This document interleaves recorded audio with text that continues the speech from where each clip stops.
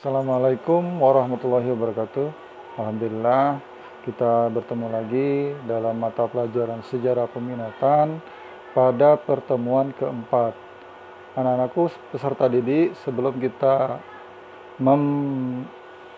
masuk dalam kegiatan belajar mengajar, kalian harus mengisi absensi terlebih dahulu di Google Classroom dan juga mengisi absensi di WA Group. Anak-anakku peserta didik kelas 11 IPS, pada kesempatan kali ini kita akan melanjutkan materi kita pada pertemuan ketiga kemarin. Ya, pada pertemuan ketiga kemarin kita membahas mengenai kerajaan kesultanan Islam yang masuk di Indonesia. Nah, untuk kali ini pada pertemuan keempat kita lanjut materinya, yaitu pada Kesultanan Demak. Nah, pada Kesultanan Demak ini didirikan oleh Raden Fatah dan menjadi kerajaan Islam pertama di Jawa. Nah, Demak terletak di pesisir utara Jawa, oleh karena itu perekonomian Demak menitik beratkan pada aktivitas perdagangan maritim dan agraris. Jadi maritim mereka juga sangat bagus, kemudian agraris dalam bidang pertanian juga mereka sangat bagus. Kita lanjutkan. Nah, Kerajaan Mataram Islam selanjutnya. Nah, Kerajaan Mataram Islam ini didirikan oleh Ki Ageng Pemanahan pada abad ke-16 ya. Dalam perkembangannya, Mataram Islam berhasil memperluas wilayah seperti pada peta berikut. Nah, ini peta wilayah Kerajaan Mataram Islam. Bisa kalian lihat. Nah, peta wilayah ini adalah peta wilayah yang berhasil dikuasai oleh Kesultanan Mataram. Nah, Kerajaan Mataram Islam itu mencapai puncak kejayaannya itu pada masa pemerintahan Sultan Agung. Yang kedua, Sultan Agung berusaha menjadi kerajaan besar dengan cara menyerang PUC di Batavia. Nah, serangan tersebut dilancarkan pada tahun 1628 dan 1629. Yang ketiga, Sultan Agung juga mempelopori pesatnya kebudayaan Mataram. Nah, apa saja peninggalannya? Nah, nanti akan kita bahas ya. Kemudian Kerajaan Banten. Kerajaan Banten ini merupakan daerah pelabuhan penting yang terletak di bagian barat Pulau Jawa. Nah, oleh karena itu, ya, letak yang strategis ini, Banten sering diperebutkan oleh pihak-pihak yang memiliki kepentingan ekonomi. Nah, di situ di gambar bisa kalian lihat ini adalah ilustrasi ya suasana perdagangan di Banten pada abad ke-15 ya, pada abad ke-15. Kemudian, kejayaan Kerajaan Banten berlangsung pada masa pemerintahan Sultan Ageng Tirtayasa, sekitar pada tahun 1651 sampai dengan 1682. Nah, Sultan Ageng Tirtayasa berusaha memajukan perdagangan Kerajaan Banten. Nah, Sultan Ageng Tirtayasa membangun armada laut yang kuat untuk menjaga keamanan di Selat Sunda.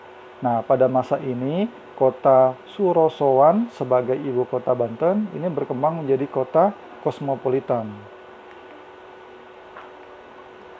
Kemudian ada kerajaan lain, yaitu Kerajaan Goa dan Talu. Nah, bisa kalian lihat di mata uang 1000 itu ada pahlawan ya, Kerajaan Goa. Nah, bagaimana kehidupan politiknya? Itu raja terkenal Goa Talu adalah Sultan Hasanuddin. Nah, Sultan Hasanuddin ini terlibat konfrontasi dengan Foreign East Indies Company atau PUC. Nah, bagaimana kehidupan ekonominya? Yang pertama, ini merupakan bandar perdagangan rempah terbesar di Indonesia Timur. Yang kedua, ini memiliki hukum perdagangan yang bersifat mengikat. Kemudian bagaimana kehidupan sosialnya? Menghanut sistem feodal. Yang kedua, rakyat sangat setia terhadap raja. Kemudian Kerajaan Banjar. Ini didirikan dengan bantuan Kerajaan Demak. Raja terbesar Banjar bernama Sultan Mustain Billah. Aktivitas ekonomi Kesultanan Banjar ini terpusat di tepi sungai Negara. Nagara ya namanya. Nah, yang keempat, susunan masyarakat kerajaan atau Kesultanan Banjar ini berbentuk segitiga piramida. Kemudian kita lanjut ke kerajaan Ternate dan Tidore.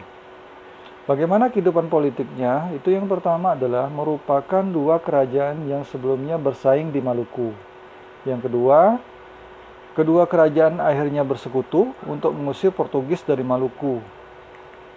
Nah, bagaimana kehidupan ekonominya? Yang pertama, adanya persekutuan Uli Siwa dan Uli Lima sebagai bentuk persaingan.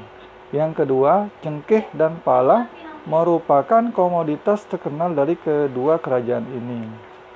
Bagaimana kehidupan sosialnya? Yang pertama, menerapkan syariat Islam dengan melibatkan ulama kerajaan. Yang kedua, menerapkan toleransi terhadap pemeluk agama selain Islam. Kemudian, pengaruh kerajaan maritim pada masa Hindu-Buddha dan Islam. Kita lihat dulu pengaruh kerajaan Hindu-Buddha, masa Hindu-Buddha dulu ya. Kemudian baru setelah itu tentang kesultanan di beragama Islam. Nah, kita yang pertama adalah pengaruh kerajaan Hindu-Buddha. Dalam bidang politik dan pemerintahan munculnya beberapa kerajaan Hindu-Buddha Indonesia ya tentu saja. Yang kedua adanya pembagian struktur pemerintahan. Nah, kalau dalam bidang ekonomi itu hubungan dagang dengan India dan Tiongkok. Yang kedua kemajuan perdagangan rempah-rempah. Nah, dalam bidang sosial ini yang pertama adalah pemberlakuan sistem kasta dalam masyarakat. Yang kedua banyak masyarakat Indonesia yang menganut agama Hindu-Buddha. Nah, di kesenian ini lihat pada Candi Mendut. Kemudian Keraton Ratu Boko ini di Jogja. Kemudian ada juga patung Frasnas Paramita. Kemudian juga relief perahu bercadi. Ini relief ini berada di Candi Borobudur, bisa kalian lihat. Nah, pengaruh kerajaan Islam. Tadi Hindu-Buddha, sekarang kita pengaruh kerajaan Islam. Dalam bidang pemerintahan, penyebutan kerajaan berubah menjadi kesultanan atau kesunanan. Yang kedua, dalam menjalankan pemerintahannya, raja atau sultan itu dibantu lembaga penasihat yang dikenal dengan sebutan majelis lama. Dalam bidang ekonomi, itu ada penerapan pajak dan bea cukai dalam perdagangan dan pelayaran. Yang kedua, keberadaan sistem saham untuk membagi keuntungan dalam aktivitas perdagangan. Seni dan budaya bisa dilihat pada upacara grebek ya. Ini dilaksanakan di Jogja, bisa kalian lihat ya. Kemudian keraton, ini di Keraton Malioboro di Jogja. Keraton Jogja ya. Kemudian kitab. Selanjutnya masjid. Ini seni dan budaya. Oke, anak-anakku beserta didik sekalian, untuk materi pada pertemuan keempat ini saya cukupkan terlebih dahulu. Ya, mudah-mudahan ini dapat bermanfaat bagi kita semua, bagi saya sendiri, dan bagi anak peserta didik kelas 11 IPS pada mata pelajaran sejarah peminatan. Anak-anakku tetap jaga kesehatan, jauhilah kerumunan, tetap patuhi aturan pemerintah, anjuran pemerintah dalam menjaga kesehatan dalam pandemi COVID-19 ini. Jangan lupa klik like, komen, dan subscribe ya. Saya akhiri, wabillahi taufik wal hidayah. Wassalamualaikum warahmatullahi wabarakatuh. Nanti ada 2 evaluasi ya, 2 pertanyaan saya buat di deskripsi. Silakan dikerjakan.